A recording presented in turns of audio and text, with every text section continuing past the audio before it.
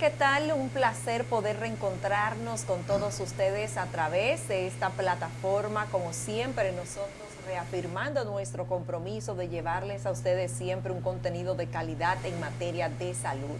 Y en esta ocasión no es la excepción, pues en esta ocasión estamos acompañados del doctor Francisco Estrella, neurocirujano del Hospital Metropolitano de Santiago, y con él estaremos conversando acerca de la hidrocefalia en el adulto. Doctor, bienvenido, gracias por estar con nosotros en Diario de Salud. Muchas gracias nuevamente por la invitación. Doctor, cuéntenos acerca de este tema, porque quizás pensaríamos que la hidrocefalia simplemente sucede en el caso de los niños. En el caso de los adultos, ¿cómo se da esto? Bueno, al igual que en los niños, hay que comenzar hablando de que la hidrocefalia es una entidad que no es normal, es una situación completamente anormal y pudiéramos decir que antinatural. ¿Por qué razón, Gisela? Porque en el caso del niño, el niño normalmente conocemos la historia de que el niño, la cabecita comienza a dilatarse y a crecer, Sí. y comienza a presentar muchos síntomas neurológicos como desarrollo intelectual deficiente, puede presentar convulsiones, algunos trastornos de movilidad, es decir, pérdida de su fuerza, y otros trastornos neurológicos que se pueden agregar.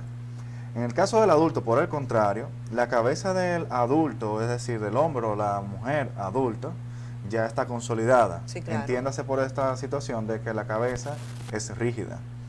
Caso contrario, en el niño o en el bebé, donde la cabeza todavía se está fusionando, está tomando su forma, conforme a la evolución natural de cualquier ser humano. O sea, vamos creciendo, nos vamos desarrollando, vamos agarrando madurez, y en el mismo sentido nuestro hueso madura hasta que se consolida.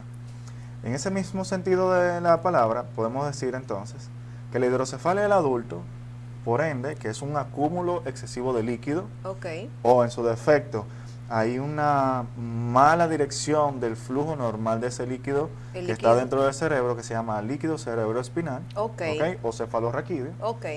Entonces, crea un sinnúmero de situaciones que va a conllevar a un deterioro del paciente.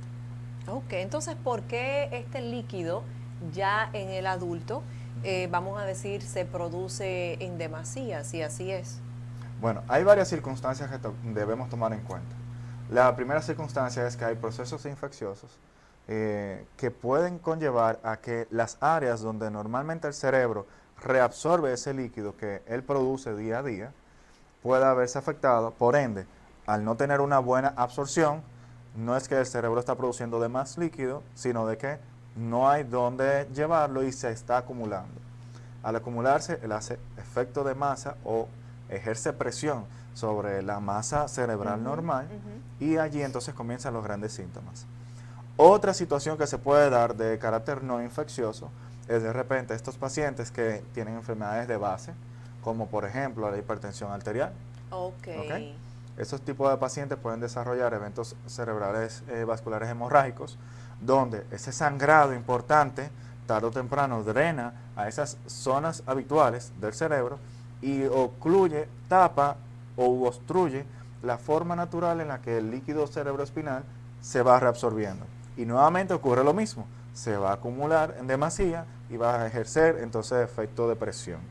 Ya en otras circunstancias de repente, son situaciones un poquito más complejas también, donde podemos tener lesiones cerebrales. Las lesiones cerebrales no necesariamente tiene que ser un trauma. Okay. En este caso me refiero a las lesiones de tumores cerebrales, que pueden ubicarse en distintas zonas del cerebro, donde el líquido cerebroespinal fluye de manera habitual. Entiéndase, esa carretera de doble sentido se ve completamente obstruida y por ende el líquido no tiene hacia dónde ir, se acumula en esas zonas habituales del cerebro y nuevamente, efecto de masa. Ok, y es un líquido vital porque cumple funciones primordiales para nuestro cerebro, Eso ¿cierto? es correcto. ¿Cuáles serían esas funciones? Las funciones primordiales son, uno, mantiene protegido el cerebro en un mecanismo de rebote, digamos. Ok. Lo mantiene bastante lubricado y es un mecanismo de cotransportador. Entonces, esas son las formas simples, sin hablar de manera muy técnica para que nuestro público oyente lo pueda entender. Claro, claro. Doctor, en el caso del adulto, al igual que en el niño, presenta un agrandamiento del cráneo con la hidrocefalia. No, es allí donde entonces es más difícil de repente verlo. Y precisamente es la parte quizás que la conciencia colectiva, cuando hablo de conciencia colectiva, es Sí. el desconocimiento que tiene la población sobre de que esta enfermedad existe. Y cada vez más tenemos mejores métodos diagnósticos. Nuestro equipo de médicos dominicanos que nos dedicamos a hacer neurociencia, entiéndase, los colegas neurólogos, los colegas neurocirujanos, que vemos este tipo de patología Sí, claro. de una forma más habitual de lo común, estamos entonces detectando más tempranamente esto. Y precisamente, ¿cómo lo detectamos? El paciente adulto no le crece la cabeza, comienza a presentar síntomas neurológicos, pérdida de la memoria, trastornos para caminar, de repente está desinhibido y no puede controlar los esfínteres. Entiéndase que no puede controlar la forma en la que hace pipí o hace otro tipo de necesidades. Ok. ¿Dónde, o sea, en el niño o en el adulto, la hidrocefalia, dónde es más crónica? Bueno, realmente en el caso del adulto, el adulto tarde o temprano desarrolla una hidrocefalia crónica. De allí a que entendamos de cronicidad a que el cerebro adulto se compensa. Al compensarse, entonces sobrelleva de que la hidrocefalia tiene un proceso de instauración más lento, es progresivo. Por eso vemos que el deterioro neurológico del paciente adulto no se ve de inmediato, sino de que comenzamos a ver pequeños cambios. Cambios pueden ser cambios conductuales. Ok. Una persona que era normalmente muy alegre, muy eufórico, de repente comienza a tornarse más apagado, Ujú. agresivo, comienza a presentar también casos similares donde hay cambios de la conducta, ahí tornan a realizar actividades no anormales. Entiéndase, su rutina del día a día la altera. Sí, Comienza a claro. dejar cosas por un lado, trastornos de la memoria. Y es lo que primero la familia comienza a denotar. Pero como es una enfermedad que se presenta en el adulto mayor, entonces comenzamos a pensar de manera popular, eso es la Que es demencia del adulto, sí. es la demencia senil.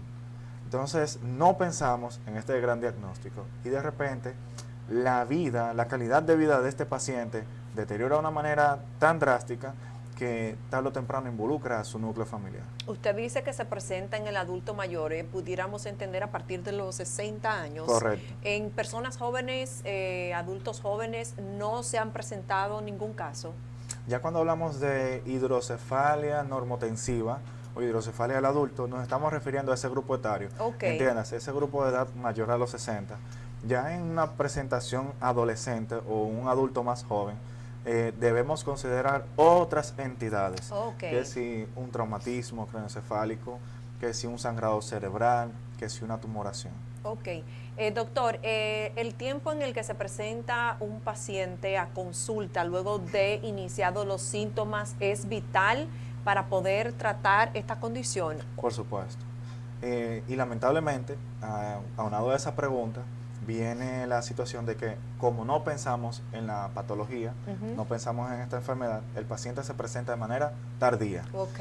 Ya cuando el paciente llega a nuestra consulta, es porque de repente ha presentado un síntoma neurológico muy evidente, como por ejemplo una debilidad marcada de su fuerza, o de repente el paciente ha presentado pérdida del estado de la conciencia, es decir, la conciencia, hablamos de un paciente alerta, un paciente despierto, cayó inconsciente. Sí, claro. O de repente el paciente ha saltado de un médico a otro tratando de buscar una respuesta a su enfermedad y llega entonces ya muy deteriorado. Ok. ¿Cuánto puede vivir, por ejemplo, una persona con este tipo de condición? Bueno, eso es realmente una pregunta muy difícil de responder, porque cada ser humano es completamente distinto. Y en ese mismo orden vemos que cada uno de nuestros pacientes tiene una forma de evolución de su enfermedad. Ok. Hay pacientes que pueden sobrellevar la hidrocefalia del adulto hasta unos pocos años. Y hay pacientes que inmediatamente se instala la enfermedad, con apenas pocos meses hay un deterioro muy marcado. Y entonces vemos complicaciones como trastornos cardíacos, trastornos respiratorios. Wow. Y llega entonces muy tarde nuevamente a nosotros o a un centro de salud donde alguno de nuestros colegas pueda hacer ese diagnóstico y ya realmente aparecen todas esas complicaciones poco deseadas. Es muy común la hidrocefalia en el adulto en la actualidad y sobre todo en los casos de consulta que usted ha recibido y aquí en nuestro país. Bueno, para responder a esa pregunta hay que comenzar diciendo de que no es una enfermedad común, no es la primera causa de Ok, consulta ok. en la vida profesional de un neurólogo o un neurocirujano. Sin embargo, podemos sí decir que la hidrocefalia del adulto cada vez más se está diagnosticando. En nuestro país tenemos la fortuna de que hay mejores métodos diagnósticos.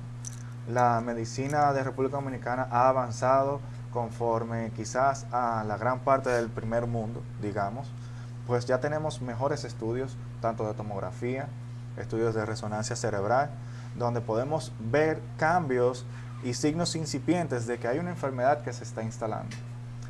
Y con la segunda parte de tu pregunta de que van llegando a nuestra consulta, Ujú. sí, van llegando, pero ya es más tarde. Ok, Van llegando con una enfermedad ya instaurada y con algunos síntomas ya preestablecidos. Y es allí entonces cuando siempre exhorto a que nuestros colegas tenemos protocolos de trabajo. El protocolo de trabajo allí viene entonces el hecho de querer descartar sí. otras posibles enfermedades que puedan conllevar a que un adulto mayor pueda presentar entonces ese deterioro neurológico. ¿Es causa de demencia la hidrocefalia en el adulto? De hecho, eso es uno de los signos capitales. Cuando hablamos de la hidrocefalia del adulto, hay que retomar a un gran neurocirujano que describió lo que se llama los tres pilares de la hidrocefalia o del diagnóstico de la hidrocefalia del adulto. Uno de los pilares son los trastornos cognitivos, donde vemos que el paciente va a presentar síntomas de tipo demencial.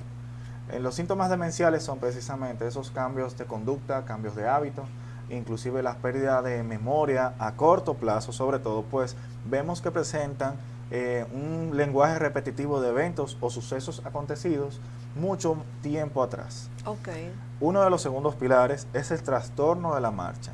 Ese paciente que comienza a caminar con pasos más cortos, tambaleantes, ¿ok? Y no levanta mucho el pie ok. en relación al suelo. De repente uno dice, bueno, doctor, son síntomas muy inespecíficos, porque una persona adulto mayor puede tener problemas de la Ujú, columna. ujú, claro. ¿Puede ser esto una razón de por qué el paciente camina mal? Sí, por eso decía que hay que hacer un protocolo de evaluación del paciente.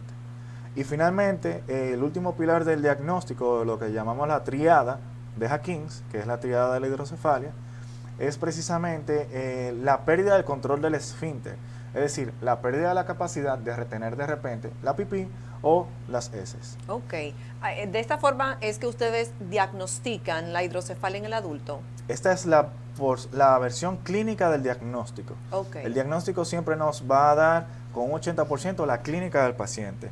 El otro 20% de nuestro diagnóstico va a estar dado por imagenología, donde vamos a tener entonces involucrado lo que es la tomografía cerebral, Ok. una resonancia cerebral.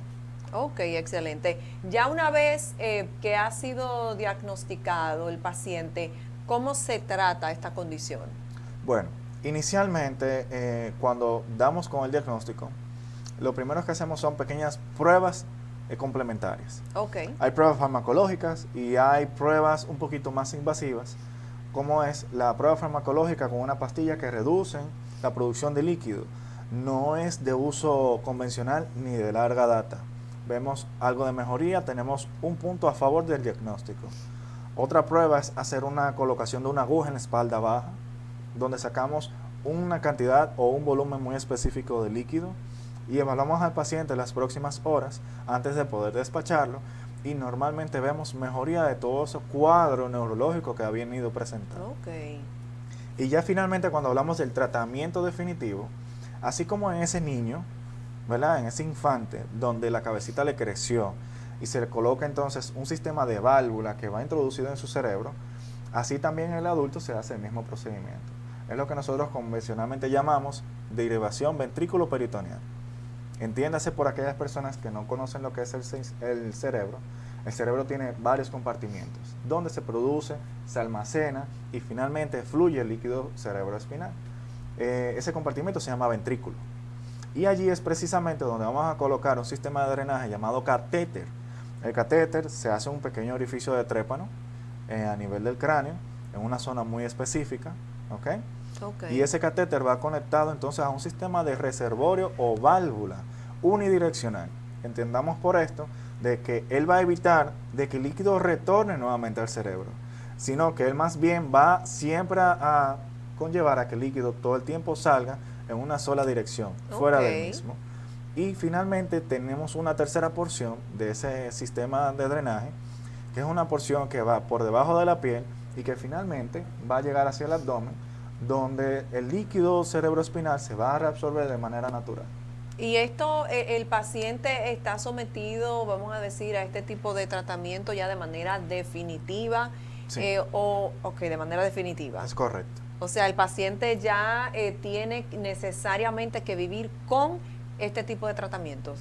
Sí, porque al final de cuentas, nuestro objetivo como neurocirujanos siempre va a ser tratar de brindar la mejor opción a nuestros pacientes. La mejor opción a estos pacientes es precisamente colocar ese sistema de derivación ventriculoperitoneal para dar mejor calidad de vida. En la medida que brindamos una mejor calidad de vida, evitamos las complicaciones que pudieran aparecer añadidas a la enfermedad. En la medida que añadimos mejor calidad de vida, vemos de que el paciente puede volver a ser, dentro de su cuadro normal, una persona independiente o pseudodependiente, lo que conlleva tarde o temprano a una menor carga social Claro. y una menor carga familiar. Claro.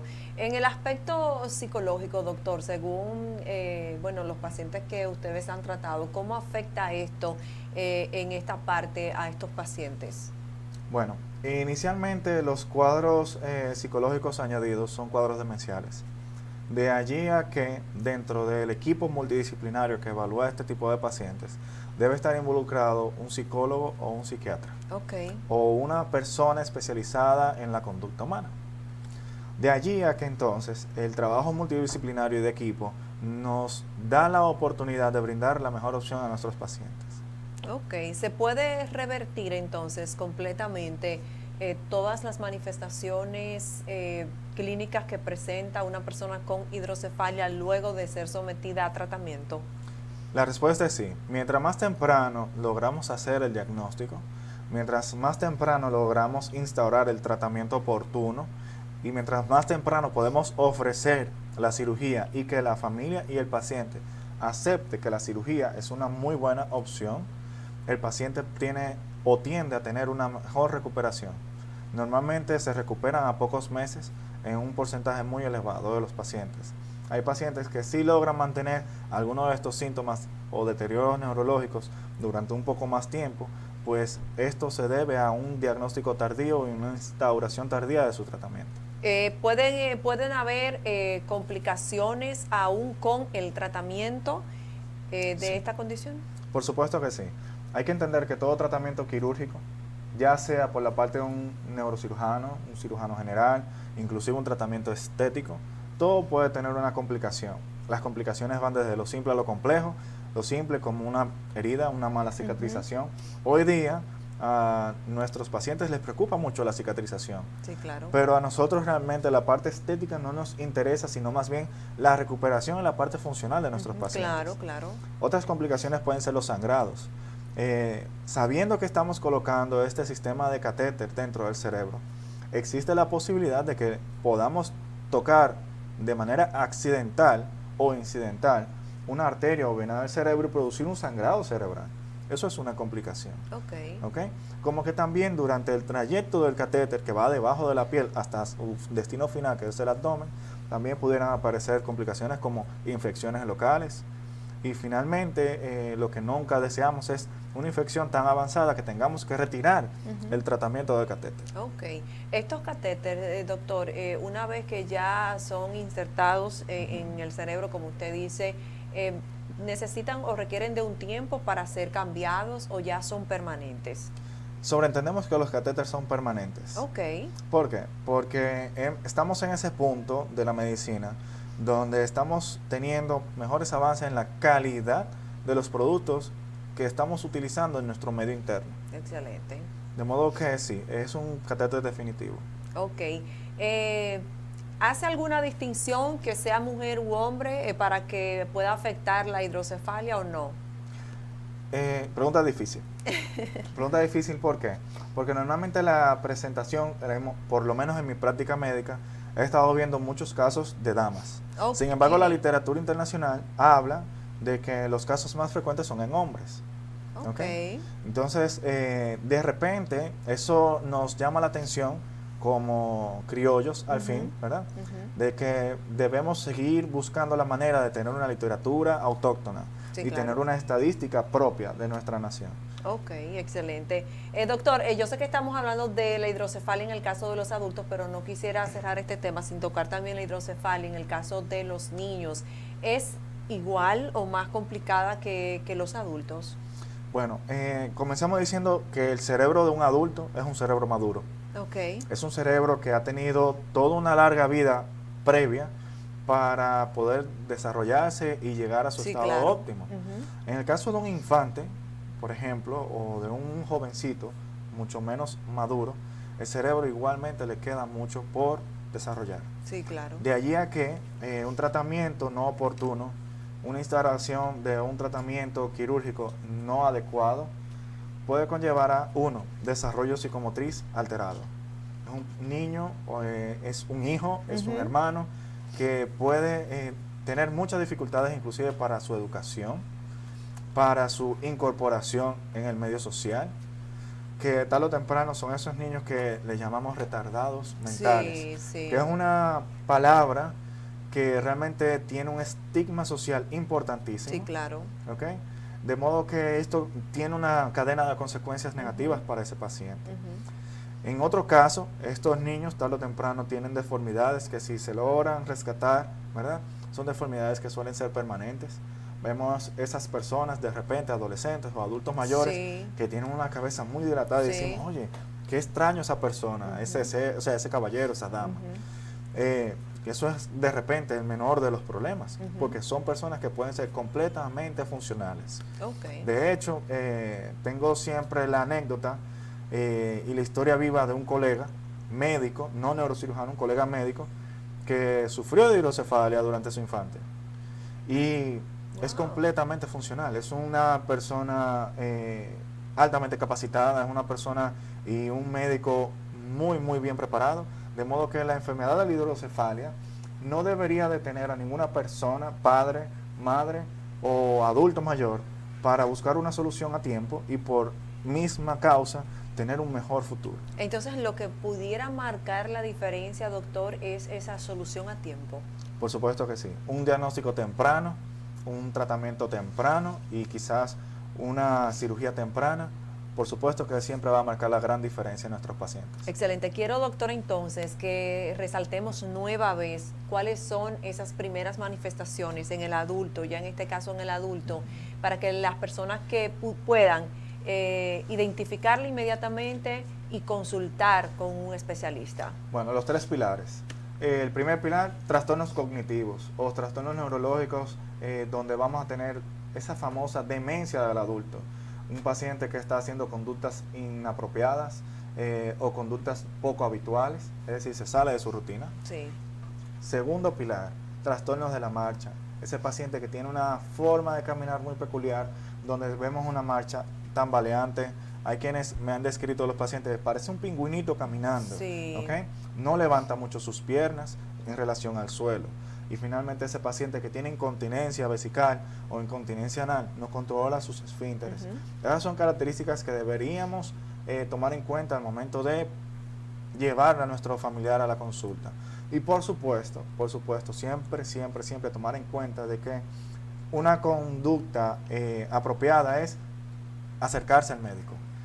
Pues en la medida que nos acercamos temprano, tenemos un mejor diagnóstico y tenemos un mejor pronóstico para nuestro familiar. ¿Y algunas recomendaciones, doctor, para las personas que quizás en este momento estén atravesando por esta condición para que les sea más llevadero? Bueno, siempre me ha gustado decirle a mis pacientes que la mejor evolución para ellos será su familia. Un núcleo familiar cerrado es un núcleo que se apoya. Y sobre todo en este tipo de enfermedades que son tan estigmatizadas por la sociedad, donde vemos una persona con este tipo de déficit quizás de una manera despectiva, eso es lo más común que vemos en la calle, es precisamente la persona que más apoyo familiar, emocional debe tener. Entonces creo que la mejor condición para que le brindemos un mejor futuro, una mejor calidad de vida a este paciente es eso, tener un núcleo familiar bien cerrado, un núcleo de apoyo, un núcleo de amor, y que tengamos un soporte de que necesito ir al médico, vamos hacia allá. Esa es la mejor recomendación. Excelente, doctor. ¿Dónde las personas pueden consultar con usted? Bueno, me pueden encontrar en Santiago, en el Hospital Metropolitano de Santiago, en el consultorio 622, esa es la torre profesional. Como que también me pueden encontrar en Santo Domingo, en la clínica Abreu, en el consultorio número 110. Doctor, muchísimas gracias, como siempre, por su disponibilidad y su colaboración para con nuestro espacio diario de salud. Nuestras puertas están abiertas para tratar otros temas a futuro. Gracias por estar aquí con nosotros. Gracias a ti, Giselle, por la invitación. A ustedes también las gracias por la sintonía y será hasta una próxima entrega de Diario de Salud.